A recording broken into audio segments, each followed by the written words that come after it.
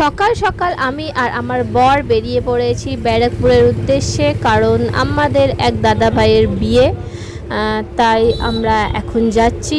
আর এই যে আমরা ভেবেছি একদম সকালে যাব, কারণ আজকেই বিয়ে আর যেতে 3 ঘন্টার মতন লাগবে। তবে আমার বরের এখনও ঘুম কাটেনি, ওকে একটা সকালে চা কফি বা গরম জলই খেতেই হবে, না হলে ওর ঘুম কাটবে না।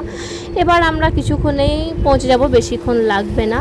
কিন্তু যখন আমরা পৌঁছে দেখছি বিয়ের সব রিচুয়াল অলমোস্ট কমপ্লিট হতে চললো। আমরা অনেকটা দেরি করে ফেলেছি। আর এইখানে বরের গায়ে হলুদ চলছে। গায়ে হলুদ বলতে কি, বরকে ম্যারিনেট করা হচ্ছে। এখন বিকেলবেলা ওকে তেলে ছাড়া হবে। আর এইখানে এই যে আমার সাজ, মনটা একদম খারাপ লাগছে, কারণ এত বৃষ্টি হচ্ছে কি আর বলবো। বৃষ্টিতে পুরো একদম কাচড়া হয়ে গেল। আমরা গায়ে হলুদ নিয়ে গেছিলাম, তখন এত ভিজে ভিজে জাস্ট পৌঁছেছি মেয়েদের বাড়ি।